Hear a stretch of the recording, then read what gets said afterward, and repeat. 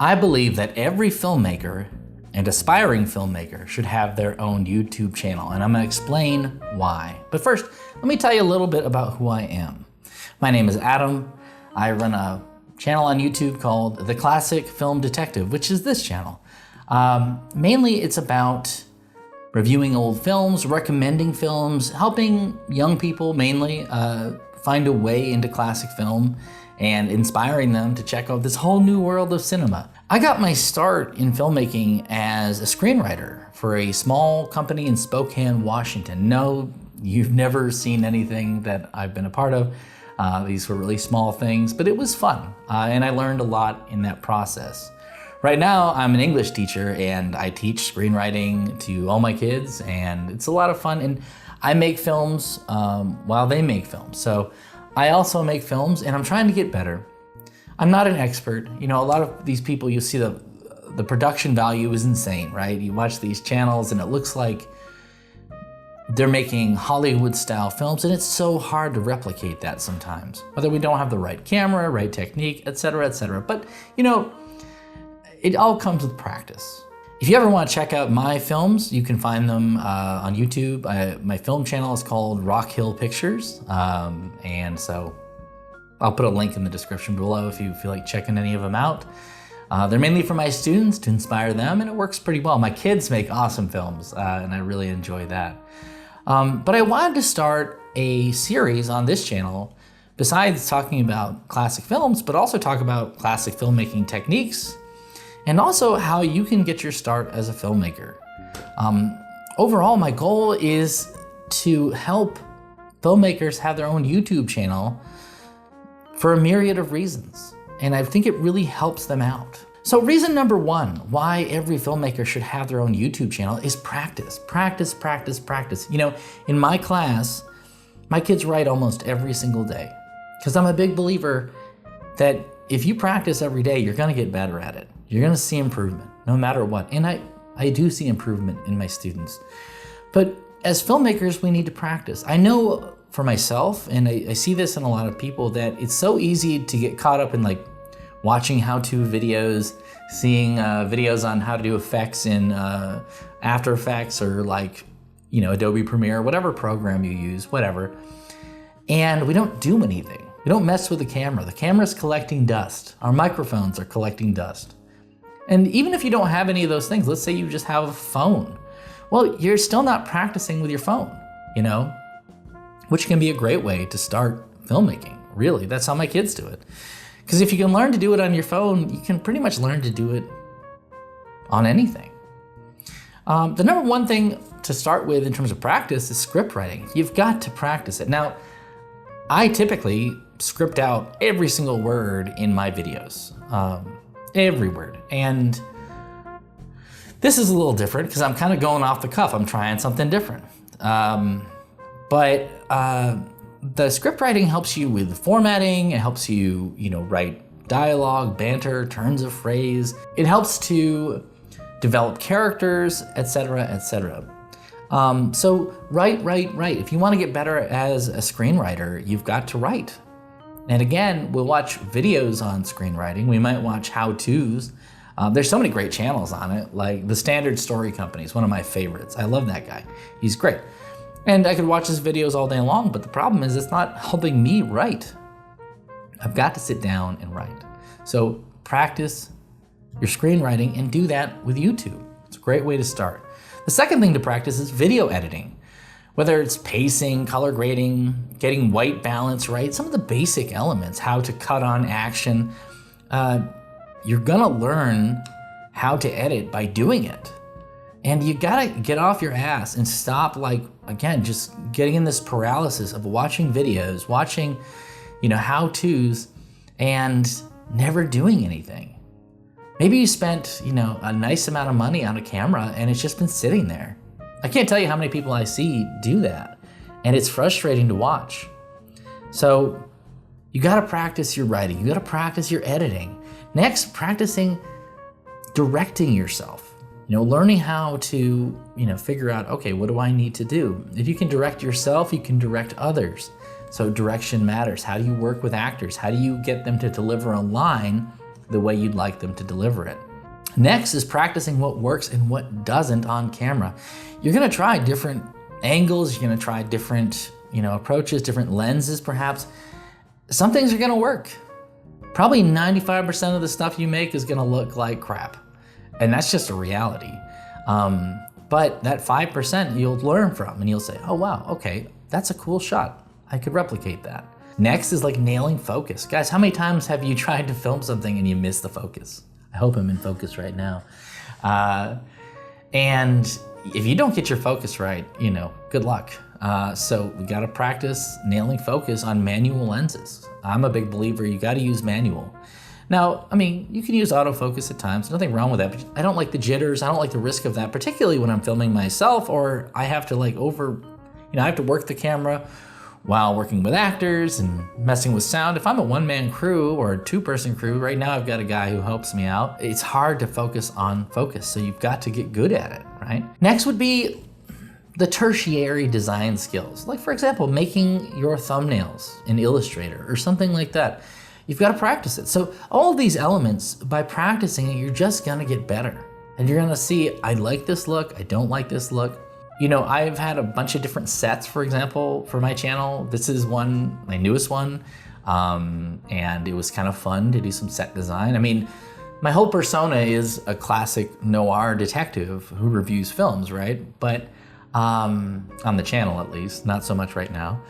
But I got an old phone and I had some friends help me out. I got a buddy who gave me this awesome typewriter and this banker's lamp. I got this fan. I think this thing's from like the 30s or 40s. It's like Art Deco as hell. It's pretty cool.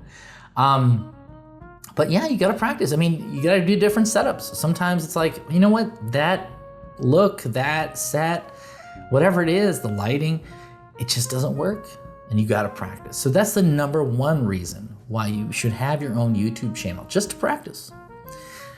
Reason number two for having your own YouTube channel is learning how to sell yourself, Look, if you want to get your film out to festivals, if you want to have people watch them, you've got to sell yourself. You've got to learn how to do self-promotion. I'll be honest with you.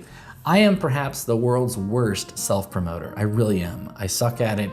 I don't like doing it. I kind of just want to hide behind a camera or in a shady room like this. But, we got to get out of our shell. We've got to do some things. And so, when you're working on selling yourself, you're getting followers and, you get your followers by focusing on your passions. You figure out what you're really into, including with filmmaking, right? What is it you care about? What kind of look are you going for, and how does that connect with audiences? And then you get to see what works and what doesn't when it comes to your passions. One thing you might ask yourself is, why would I create a YouTube channel? There's a million channels out there that talk about whatever I'm talking about better than I would. Okay, fair. For example, like I do reviews on classic films. One channel out there that I really love is called Movie Wise. If you haven't seen it, it's great. The guy's voice is great alone, but he does such an awesome job. The editing, how he brings in, text on the screen, the cuts, the sound, it's professional as hell. And it's intimidating. And it's like, how could I make a dent in that world? Well, I'm not here to be movie wise. I'll pay homage to him. He's great. He's better than I'll ever be. But I know I don't see the world the same as he does. When he talks about films, as much as I often agree with him, sometimes I don't. And we have different reasons for loving the same things or reasons for hating the same things. We just have a different take, and your perspective is valuable. You have to believe that. And by making your own YouTube channel, you are exploring this world. You're kind of also exploring your passions. You're saying, what is it I care about enough that I could talk to others about? So if you're just getting into filmmaking or you're interested in film or any aspect of YouTube, it's not just about filmmakers. You've got to get over yourself. This whole imposter syndrome, like, who cares what I think? Well, you'd be surprised. People will care. And I mean, my viewers are awesome and I love them. They are fantastic. They make the best comments. They're very encouraging. What a community I have. I feel very lucky. But you know, the biggest thing is, what is it I really care about? And if you can find that, that's beautiful. So just one more thing to keep in mind. Another way you can sell yourself is things like, how do you make some money on the side? Like, for example, I have an Amazon merch on demand site. I have a place for my merch for the classic film detective. I have some shirts like from classic film, inspired by classic film, and tote bags, stuff like that. I'll put a couple here on the screen right now so you can see the sort of things that I sell. It's good practice. It's really good practice. When you want to sell your own products, you know, this is going to come in handy someday. And you also have to learn how to sell to an audience. And that is two parts. One, how do you get people to watch the film? Two, how do you sell them on an idea inside the film? Like when you're writing your script, how do you have them believe in a character? How do you make them root for something? How do you get them on your side? So the selling element is really important. And I know it feels uncomfortable because I don't like doing it. I'm kind of the world's worst salesman, but I'll tell you, I do think it's important, and I've learned a lot in the process. Reason number 3, why every filmmaker should have their own YouTube channel: experimentation. For example, almost all of my videos are scripted. In fact, pretty much all of them. I like to write scripts. I like to read off a teleprompter. It helps me, right? It makes editing easier. The cuts are easier. I know what I'm looking for. But right now I'm doing non-scripted. I'm experimenting. I don't do this normally. And I'm gonna see, how does this take? Is this organic approach going to be more friendly to audiences? Does it feel more organic? I don't know. I have no idea. So that's an example of experimentation. Another would be lighting. Lighting types and locations. You know, where do you put the lights? I've messed around with the lighting in this room. You know, when you watch, if you sit down and watch my channel's videos, you'll see all sorts of setups. And you might not notice that sometimes I'm moving a light a little over here, a little over there. And each video, I'm trying things out, I'm practicing. Next is sound. You know, I film right now in an office and it's a pretty empty room and the sound isn't great, okay? So I'm working on that. I gotta deaden the sound. But playing around with some different microphone types and locations. Like right now, I'm going off my Movo lavalier mic system, which works fine. It does all right. And trying out different locations for the mic, how to hide a mic, because in a film, if you probably want to mic up your actors, how do you hide a mic? How do you do that?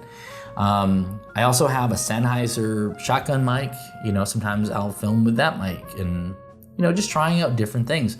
You're not going to get better at sound and lighting and whatnot unless you try stuff out, experiment. Next are settings and locations. Try filming in different places, different ways. LUTs, color grades, or effects in your special effects program. I mean, again, I use the Adobe products, Premiere, After Effects, whatever, and I'm slowly learning. A lot of times, like, I just watched videos on how to do stuff and it's like, well, let me just try to make it. And so I'll make some stuff. I'm not great at it. I'm not great at any of this, but I'm learning and I'm getting better. Next is reason number 4, and that is networking. Every filmmaker should have their own YouTube channel for networking's sake. When you are making your own YouTube channel, you can work with people. You can meet new people. You can find fellow filmmakers. You can have people help you with sound who are interested in doing it. You can teach people about lighting so that next time you make a film, you've got somebody who knows how to run a microphone, who knows how to hold a boom, who knows how to place a light. Networking is super important.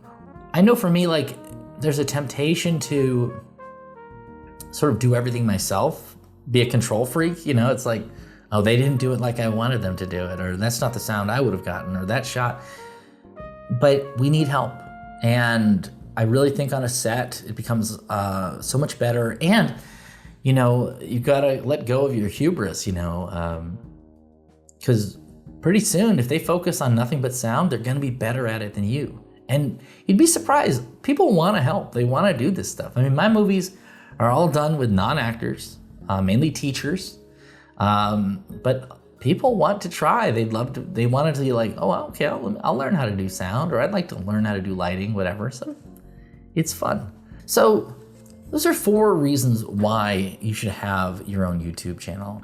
Going forward, I want to like start a whole series on techniques. So perhaps one day I'll do one on just lavalier mics or how to do, certain types of lighting. So if you're interested in that sort of thing, hit the subscribe button. I would appreciate that. And you can see what's, coming up. I'm also thinking about doing some tutorials on screenwriting because that's really my strength. That's kind of what I do best. And I am thinking about teaching y'all how to, especially early filmmakers, how do you format a screenplay? I teach my kids this all the time, but I can't tell you how many screenplays I see that are just improperly formatted, and there's a reason for the formatting, right? So if you'd be interested in that sort of thing, let me know in the comments. I'd love to know if there's interest there. So this is just sort of an intro, and it's something I'd like to keep going. I want to show you guys some classic film techniques, how they used to do it, how we can still do it today. You don't have to be stuck in this whole world where we have 2 seconds between each cut. You don't have to do that. You don't have to abide by the techniques of today. You can bring back some stuff from the past and then invent some new ones, inspired by amazing films. So listen, I would love to get any questions you have, suggestions about things you'd like to learn about from somebody who's a very amateur filmmaker, but I'm learning. But I really appreciate you guys watching. Look forward to some new videos on filmmaking, and I can't wait to show you guys the little that I know, and hopefully it'll be a help to you. Hey, why not tonight? Go watch a classic film.